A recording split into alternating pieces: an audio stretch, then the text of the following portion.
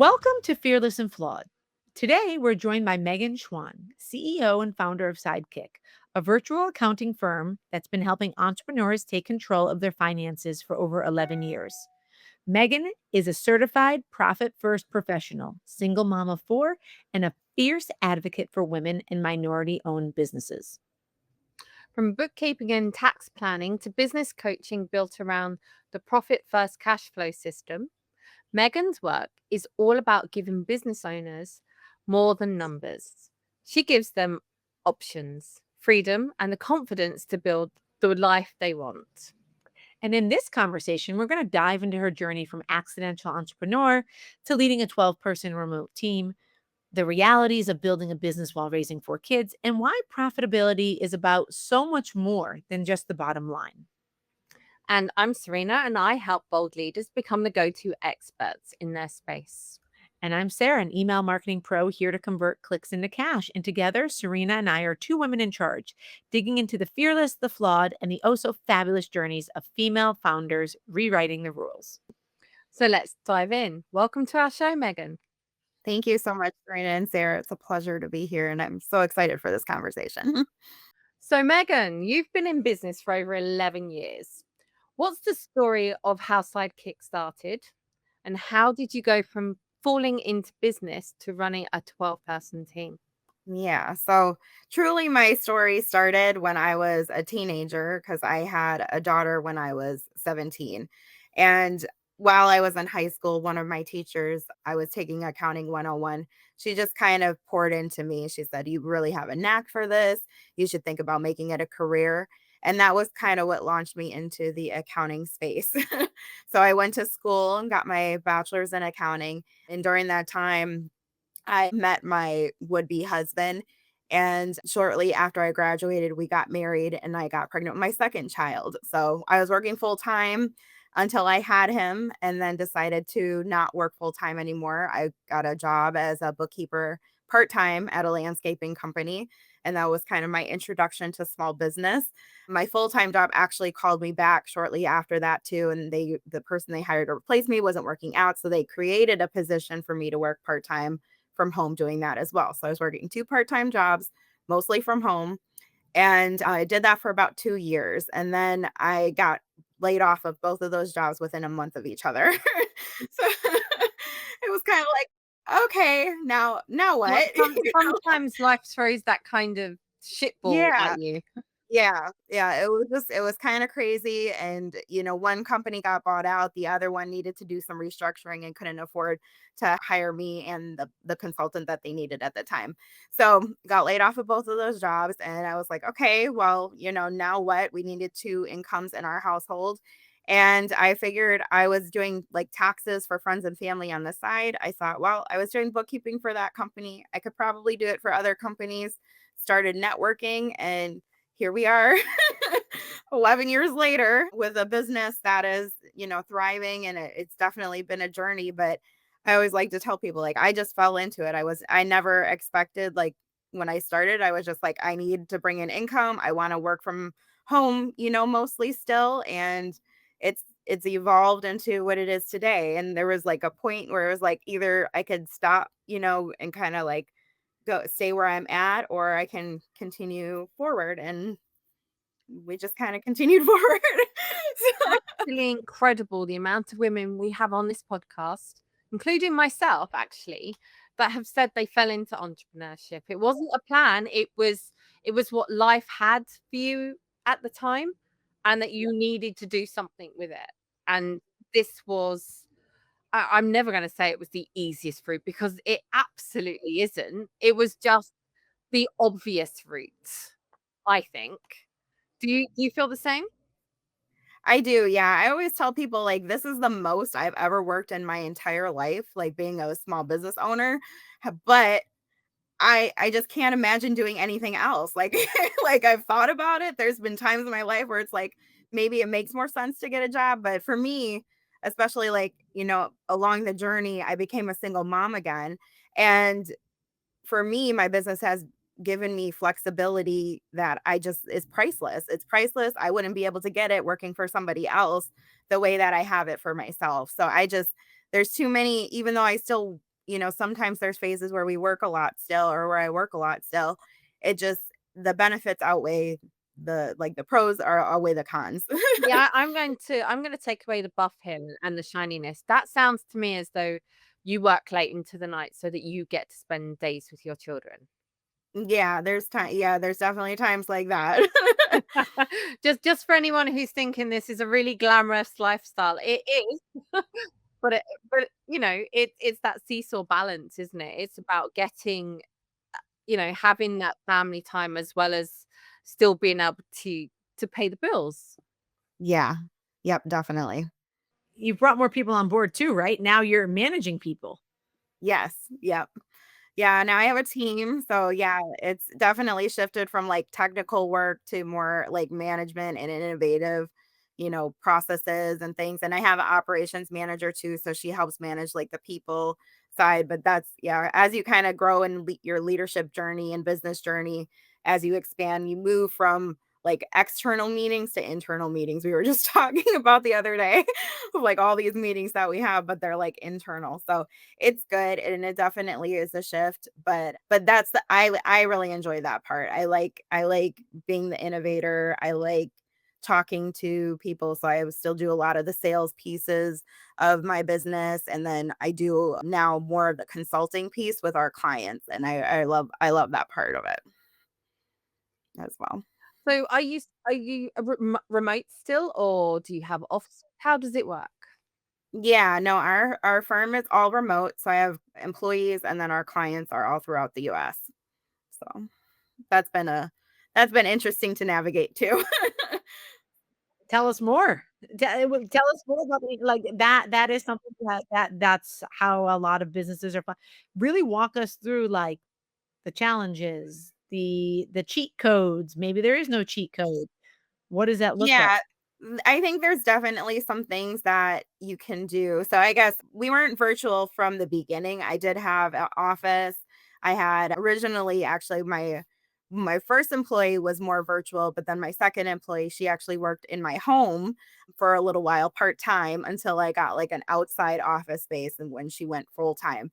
And so we had an office space that we had outside the home for a while, but then COVID happened. And before that, like, I was already starting to, like, meet with clients via Zoom because what I was finding was sometimes clients wouldn't show up, or even salespeople, sales meetings, people wouldn't show up. And then I was like, well, I spent all this time driving, and I'm kind of like the person that's like, how do I get from A to B to C and like save time? So I'm always like, if I leave the house, I want to like stop at the grocery store and go pick up my kids and then be able to come back home. So like I always like have to have a reason for leaving the house. And so I started doing Zoom meetings even before COVID happened. But after COVID happened, everybody went virtual. My team was all virtual and clients started having and then for that was really a big silver lining for me because we were already in the virtual space, but a lot of people still sometimes were a little bit maybe judgmental or like they had like a negative view of being virtual or having virtual meetings. But after COVID, like everybody understood, like everybody got it. They weren't bothered by, kids in the background or dogs barking or, anything. Like everybody was way more chill. So like I'm like, that was a really great silver lining from COVID because I think it just brought, a little more reality to being virtual. I was gonna say I actually found a little bit of the opposite. Um, yeah, I found COVID to be COVID was okay for men to be virtual with children. It was okay for a man to be in a meeting and have a child on his lap, and that was acceptable. But I remember explicitly having a child with measles and really upset and being told that was very unprofessional. I mean, I was virtual probably before COVID. I've been virtual for a really long time. But I found when I saw COVID and how people were, news reporters with the child walking in the background, it was hilarious. They weren't considered to be unprofessional. And that was like a really jarring moment for me that how the imbalance was between the sexes and what was acceptable and what wasn't. Yeah, that's interesting. I wonder if it really comes down because, like, a lot of our clients are minorities and women, so, like, a lot of them could relate, and I wonder if maybe that's where that difference came came in with our experiences. Yeah. So, very interesting, though, how that works, right? So yeah, but just in terms of like managing a team virtually, you have to be really intentional about creating connection and culture. Because it's different when it's not like in person, right? So we have team meetings in the morning. They're only like 30 minutes, but we won't just like be like, okay, well, this is what's happening today. Like they'll also be fun. Like one day we do like trivia and another day we do like, sharing about like what we're doing for the weekend or like, whatever it might be, wherever the conversation takes us sometimes. And then we do co-working time, so it's like where we all get on Zoom and we sometimes people don't say anything, but we're all just kind of there in our each other's presence.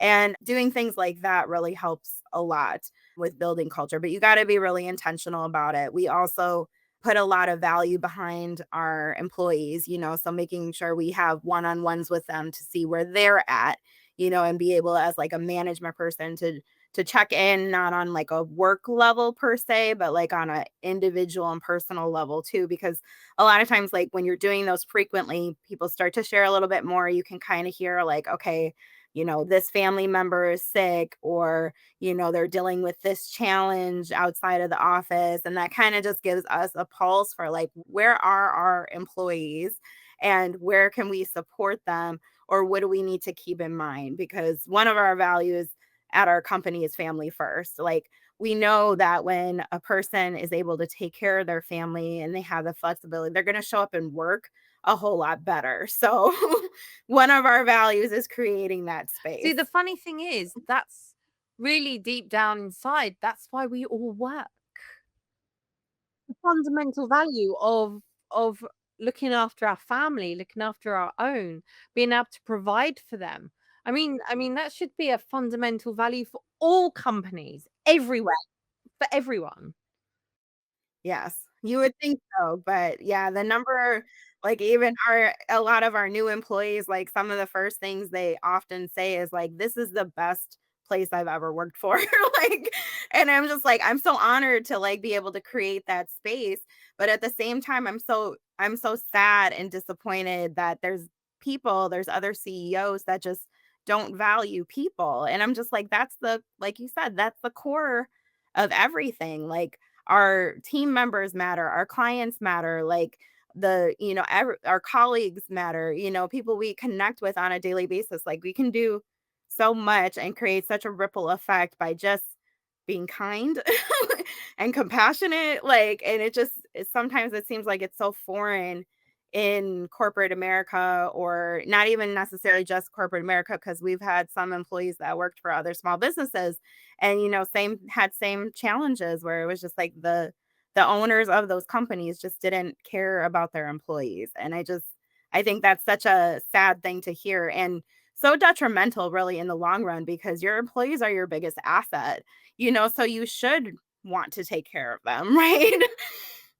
It makes perfect logical sense. And the funny part is when we introed you, we talked a lot about this profit first, concept, which of course we're going to get there. But you've mentioned before that just organically in conversation, family first, right? Like that's like a core initiative within the actual culture of the company. So family first for like ensuring that your employees and people are they have their needs taken care of outside of work so they can show up present and excited. So once they show up, it's all about profit first. What does that mean? Walk the listeners and us through like, wouldn't everyone be profit first? You would think. Like what's that concept about? Yeah, kind of the same thing, right? You would think that that would be like logical, and I think at the core everybody knows they need to be profitable, but sometimes like in action and like when you're executing, creating a business, sometimes you miss that mark. So for instance, people will get loans, and loans aren't bad. I'm not saying they are. There's always a time and a place for loans and getting credit and that kind of things. However, sometimes people bank on it too early. Sometimes They make moves with it without having a plan. Sometimes they're overspending and not realizing it, or they haven't spent enough time on their pricing and service models. So profit first really flips the traditional equation around. So like the traditional accounting equation is, income minus expenses equals profit. Profit first flips it. So you take income minus your profit, and then whatever's left is what gets spent on expenses. And what this does is it helps to prioritize the priorities your business needs to have. Things like paying yourself first and then saving for taxes is another one. So paying yourself first, strategically reinvesting into your business, and then saving for taxes. Those are some of the biggest pain points people have when they're a business owner, and those are things that can burn you out or make you not sustainable, right? And so like our goal is to flip that, make sure your business is profitable, like truly profitable, not just income minus expenses equal profit, and then you have this big profit number but you have nothing left over because you didn't include the loan payments and paying yourself and saving for taxes. Like we want to be truly profitable where our business income that comes in can cover all of the outflows of our business. And so profit first is a methodology, a cash flow management methodology and system. And so what we do is we help people put together put in place profit first in their business first. That's like the starting point. So we do that by helping them create buckets using bank accounts. So there's the 5 core accounts is income, OpEx, operating expenses, taxes, profit, and then owner's comp. I think I said all those right. So you have these 5 core accounts that you now have prioritize each of those different areas, because every week usually is what we recommend for moving money around. Income goes into the income account and then it gets dispersed into the other accounts every week, and a percentage goes into each of those accounts. And so now you have all of your bases covered. And what that does is it helps to create sustainability. It helps to stabilize your cash flow throughout the year. And then once that system is in place, then we're able to move into what we do as far as like almost like business coaching, where we look at profit points in a business. So then we can dig into what are the pricing models? What is the business model? What is the culture development? What is your hiring processes? What is your expenses, like digging into your expenses, making sure every expense has a purpose and an explanation is what I like to say. Like there should be, every expense you have should be getting utilized, or you should know what it's being for, like so what the ROI, anticipated ROI is in. Because sometimes people will purchase things like subscriptions, really easy to purchase, and then you're not using them. And then you'll be like, "Oh, I'm not using that service, right now. It's not time right now, or I don't have the capacity right now." So just making sure like every dollar has a reason for it is usually like the starting place, but then we can dig into these other areas of profitability as well. So for us, that's what profit first means, and that's what we do with our clients. So for me, I do this really clever thing, or at least I think it is, at the start of a subscription. I sign up for the year because I'm going to save 20%. Don't use it for a whole year and then go, "Oh, F." It's taken out of the account again, and I'm not gonna use it for another year. Yeah. Yeah, and there's definitely nothing wrong with having like annual subscriptions, but that's something that we work into those percentages also. So it helps stabilize all of the expenses coming in and out of your accounts. And that makes a big difference for people, because then they're like, okay, I have it covered. I don't need to worry about it. But then you can start like, thinking about, well, what are the other things that I want to do? And you can create more accounts for that. Like hiring is a big one. We've got a couple of clients that have seasonality to them, and they have certain times when they have to buy product because it's like the sale of the time or year or whatever for them. So every month we're just putting money into that account so that when that time comes up, now they have the money instead of trying to dig into whatever's in their bank account to pull that out. They have it kind of saved away, and really people to feel very empowered, more in control. And, one of the things we hear a lot too is like people just, they know why now. They know why their numbers are the way that they are. They understand what's happening with them. So even if they're not hitting their goals per se, at least they now know why, and they can start making, decisions around what needs to be adjusted to get there sooner. So it's been a really great tool for a lot of people. It sounds like you really you don't just set up, it sounds like you really, like you said, empower them. It sounds like you teach them, not just like, "Hey, we're gonna set up systems and it'll figure itself out in the back end," which is I think what a lot of services do, like, "We'll just take care of it." What do you find, because you mentioned, which I found super helpful, you've mentioned subscriptions and you've mentioned, like, putting aside a little, account, putting aside an account for, every month we tuck away some money. Those are great little tips. What would you say to the average, in your experience? Most of our listeners are entrepreneurs or thinking about starting a business. What are like the three pitfalls that you're like, this is what a ton of people do? Thinking it's the right thing, I'm telling you, avoid it with every fiber in your body, and it doesn't have to be that mammoth, it can even be small things like subscriptions, but what are kind of the high level 3 things that just never pan out, but seem like potentially a good idea, or maybe not, but people just do it? Yeah, and so like I said, subscriptions aren't bad, but you definitely wanna, like, keep a pulse on them. So I would say, like, the number one thing is people don't look at their numbers, because if you're looking at your number, you're able to see what subscriptions are coming out, and then you can, make a decision on a monthly basis whether or not it's something that you're gonna be utilizing. So I would say that's probably number 1. People ignore their numbers. They wait until tax time to put their numbers together, and by then it's too late to make a lot of adjustments. And there's a whole bunch of stuff that goes into that. So knowing your numbers, doing them on a monthly basis is probably number one.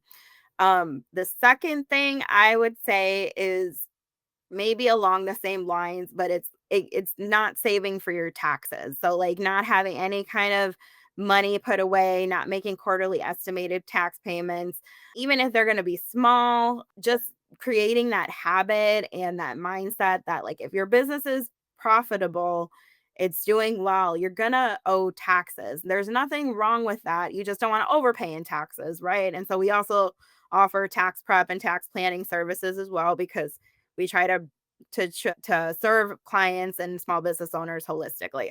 So that is something that you do need to talk about, but not paying attention at all to just the reality of taxes is usually other people, the second pitfall I see for people. And then the third one, I would maybe say subscribing or buying into services or things before you're ready for that. And so what I mean by that is sometimes when a business is starting up, there'll be lots of, and even when you're into business, right? There's lots of shiny pennies. There's lots of programs, there's lots of advertising. But what you really need to think about for yourself is like, is this actually going to drive me forward right now with what I'm trying to accomplish? Am I ready for this type of a service right now? Usually it takes business owners between 1 and 3 years, I would say, to like really get comfortable with their business. And what I mean by that is they know who their clients are, they know who they're trying to sell, they know what their services are. Because sometimes you'll start out a business and you'll be like, well, this is what I'm going to do. But as like time goes, you'll like be like, oh, well, this is who I thought I was going to serve, but I'm actually serving more of this kind of business or person, right? And then your services will also change. So sometimes like doing things too quickly before you know all of those pieces will be a disservice. We had one client that we started working with, and she had been in business for just over a year, I think. But one of the conversations we had with her was around her like expenses. And one of the things that she had purchased was a SEO package. Well, she was just too early in her business to really know what SEO was. And that was one of the things that she said. She was like, yeah, she's like, I purchased this, but she's like, but now that I'm like into this process, and kind of looking, she's like, I'm not ready for an SEO package service, And so just like being able to like slow down a little bit before you make investments into your company is probably the third pitfall that we see a lot of times. And I just want to encourage people to like just take a minute, like you don't have to hurry up and purchase, or like you said, even like with the annual subscription, sometimes there's like a discount if you purchase fast. But if it's not something that's going to serve you or that you have a clear ROI on, you're going to end up wasting that money either way, right? So like just take a second. But there's no immediate return, and that, I think that's where you're saying there's no immediate return on SEO. There is no return on investment that's gonna happen in the next month. So where would your dollars better be positioned if you're looking for new clients? Where would your dollars be better positioned to get those new clients, or to learn about more about who you are and where you're going to service? So Yeah, thank you for clarifying that. Yeah, nothing is inherently bad, but sometimes it's just not the timing or it's not in the direction you wanna go, right? Because sometimes something sounds really good, but if you've been working on this, over here, and that's like way over on this side, sometimes it's better because if your focus is split, right? Focus is like a big thing. I read earlier this year, The One Thing. It's that one book. It's called The One Thing, and it's all about focusing in one area, right? Because when our focus is split, it's hard to do all the things. So we have to be split. We haven't got a deep bench. I mean, for example, when I fell into entrepreneurship, I don't know the first thing about bookkeeping. I hate book bookkeeping. I hate doing accounts. Absolutely hate it. I'm a creative. I'm a strategist. I'm not an accountant. But somebody has to do my books, and it's mostly me. And quite frankly, I do F it up a lot.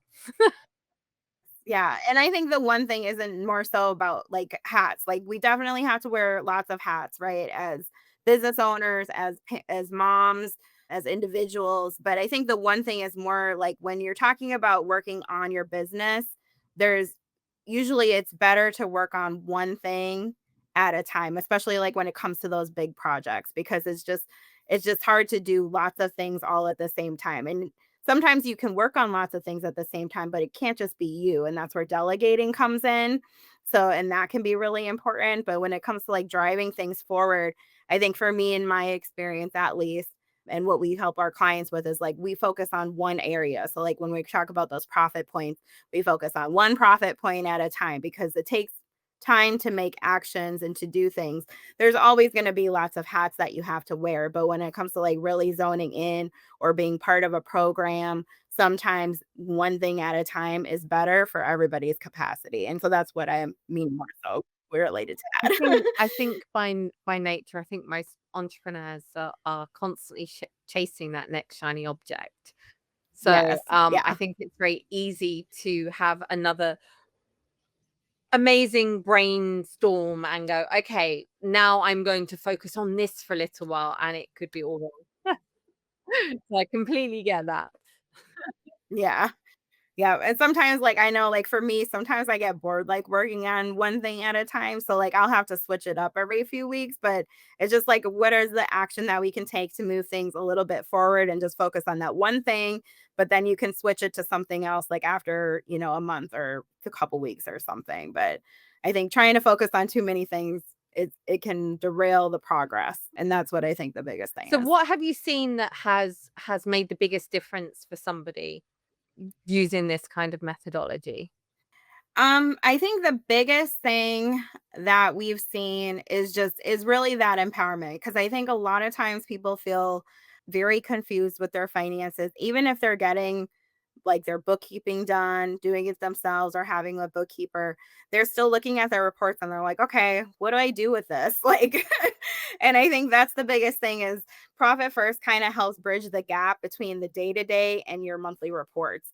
And so, like, it really helps to make your money more tangible on a more frequent basis. And I think that's been the biggest benefit people have seen.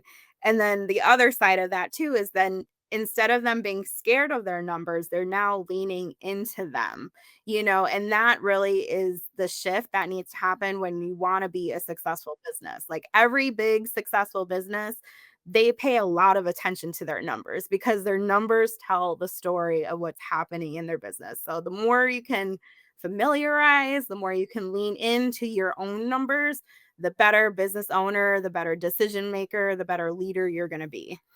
My business coach will say very strongly and proudly that everyone needs a number in your organization. So everyone must be chasing a number, whether that's the shop floor, whether that's the the packing stuff, whether that's social media team, marketing team. Everyone needs a number to chase. And your profit first accounting method reminds me very much of the old days when my mum used to go and get cash out the bank on a Friday, come home and divvy it up into little envelopes. I think a lot of small business owners, and I'm sure you can speak more to this, but people in the beginning are trying to manage their expenses. So sometimes hiring out, the accounting or the bookkeeping, it's an expense people don't have. And so people naturally in the beginning might, if you're, motivated, you might have an Excel spreadsheet and all that. But I'm always amazed, quite frankly, because I've worked with, I've consulted for quite a bit of companies, and I'm always amazed when, like, people don't look at their numbers at all, and you mentioned that, like, and these are not people who are unaware, these are people who have sales goals, these are people who have strategic plans, and you go, "Okay, so, like, who's the bookkeeper?" And they go, "Ah, I'll worry about that at tax time." Like, I in my next life, I'm gonna be that person who just feels like the numbers are just gonna disappear until they're not. But in this life, I can't because, to your point, everything should revolve around those numbers. They shouldn't be scary. And I find, we work with a lot of female entrepreneurs. So this is just kind of my perspective where, yeah, numbers are seen as being scary. And I'm not really sure why? Because to your point, it's like, isn't it more scary not to know what the picture looks like than saying, "Hey, the picture needs some help?" But do you find that there's like an emotional connection that sometimes you have to break with people about, like, their attachment to money, their perception of money, their worthiness behind money? Does that come into play here? Oh yeah, yeah. I like to joke that sometimes our like consulting sessions or sessions with our clients kind of become a little therapeutic because and I'm not a therapist and I support therapy 100% like true professional therapy, but I think sometimes people just need a safe space to like talk things out. And so we do see that a lot. I know for even for myself like as a woman I'm a Christian, so, being raised in the church, sometimes there's mis messaging when it comes to like money and wealth and having that. So like I had to unpack and heal from a lot of different concepts myself as well when it came to like money and profitability. So we do have to do that a lot of times with our clients as well. But I think the biggest thing is creating that space. I also tell people like your numbers like every decision goes back to your numbers, whether you know it or not. So the more you can understand them, the more you can lean into them, the more you're going to understand what's happening. And then the more empowered you're going to feel. And I think a lot of times when people like have this fear or lack of understanding, we see it a lot with taxes as well. Like fear comes from a lack of understanding. Like we fear things we don't understand. And so the more, and that's why with our services, the way we approach our services is foundation. Our foundation is in support and education. Like that's like what we help our clients with is like having an understanding, getting the knowledge they need, the support they need, and having us in their corner to be the expert to help them understand these things better so that they have less fear attached with it, and that's why I really liked doing this now with our book. We have bookkeeping and our profit first implementation and coaching services, or I've been starting to do just profit first implementation and coaching. And so we help people with that process both ways. And it's been so empowering because I think people feel that they start to feel more empowered, they start to have a better understanding, and that helps them be a more confident business owner, a more confident leader, and that just kind of it creates this ripple effect out, right? When you feel confident about what's happening in your business. And so I think sometimes people will even like the best, and we've had clients that have come over too where they're great successful businesses, but their books are a mess. Like, you know, or they're non-existent. And you're like, how are you this $1 million company and you don't have any books? You know? At the same time, once they get their numbers in order, then they really start to see and can start putting things in place to like be successful and intentional and create the sustainability because you can be successful and still like living paycheck to, month to month, paycheck to paycheck kind of a thing. And that's what happens with a lot of businesses. And that's where Profit First can really break that ceiling because then it's like, now let's talk about like how to be intentional about your money. Like, what are you going to be doing? What are those expenses? Do each of them have a purpose and an explanation? Like really digging in. One of the clients I just recently worked with, she's been in business like 7 years.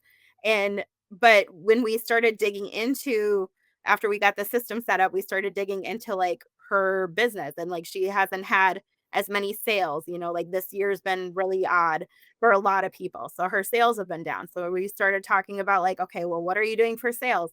And then I was like, well, let's look at what your services currently look like. And what we actually did is we created different packages for her. So before it was just kind of like she would quote everybody, individually. But that was really hard to market. It was really hard to sell for her. She would bring on a client who thought they needed something. And then as she was working with them, realized that they weren't ready for that service. They needed this starting, part of services. And so we kind of flipped it. So was like, well, let's create an assessment that you can do as like a starting point for all of the people you talk to. And then you can put them into one of these different buckets. And so now she's using that business model, that pricing model, and she's having more success with getting more clients because now they're going into the bucket that they should be. And then she's not working for free or, at a really deep discount. And, and so it's like changing a little bit of how that process works for her. And it's creating a lot more success for her sales process as well as her service deliverables as well. So sometimes it's just little tweaks like that.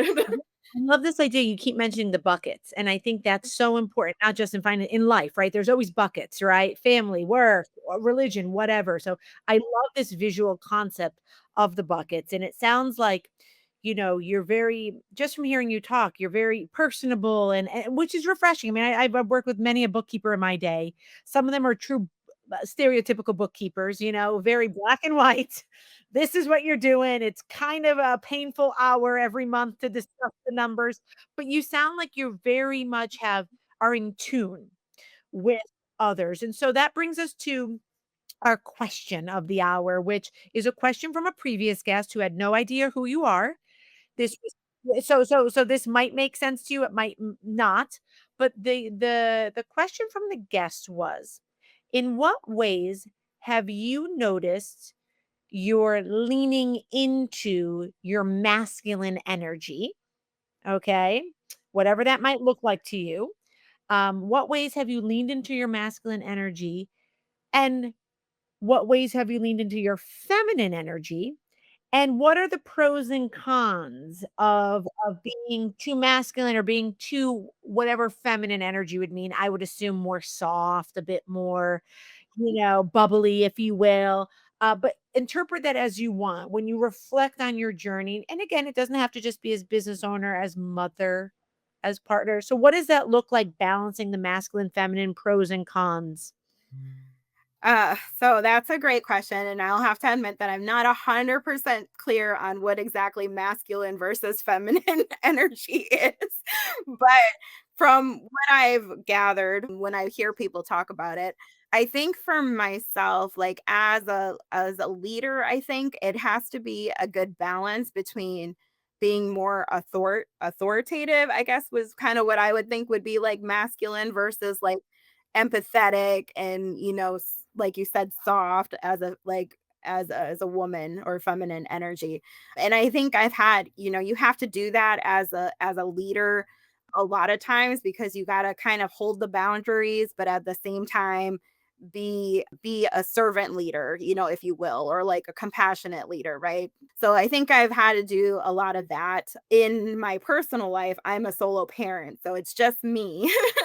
I don't have a significant other. They don't have a father figure. So I'm the one that makes all of the decisions. I'm the one that does all of the providing, all of the discipline, all of the, all of the serving and comforting, all of that. And so like again, same thing on that side. I feel like I have to like be the authoritative parent, but at the same time be the comforter and whatever you want to call it.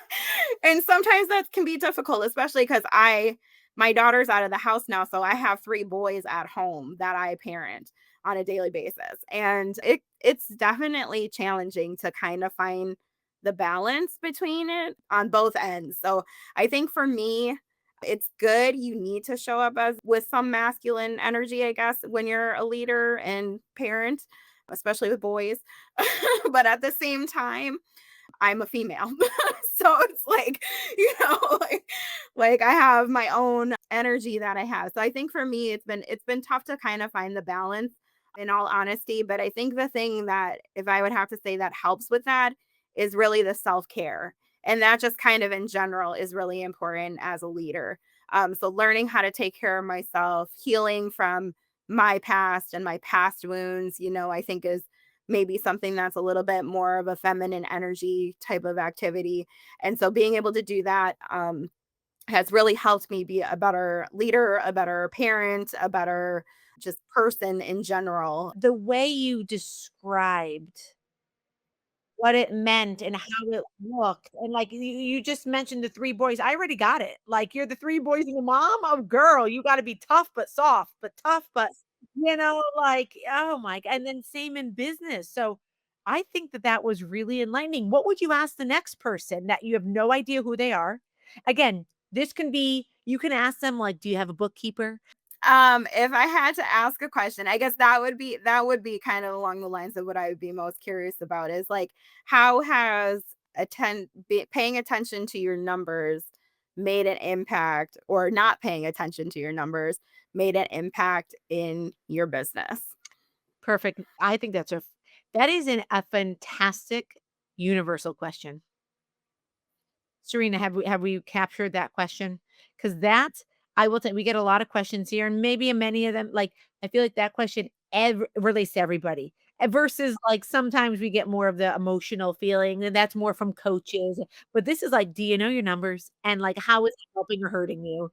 Like, and if you don't know your numbers, we got a girl to call. We got a lady who she'll soothe you, she'll nurture you, but then she'll get your ass in check and make sure that the buckets are fulfilled. So I absolutely love that. And then if anyone is listening, right? If anyone's because I think the beauty about what you do is a lot of it is well, all of it is virtual, right? So that's really refreshing that it's not limited to a specific location. And so if someone's listening and they go, yeah, she seems like someone who I wouldn't like when you go to the spa for a manicure and you have janky nails and you're afraid to show someone your nails in the beginning, so you do like a little pre-buff.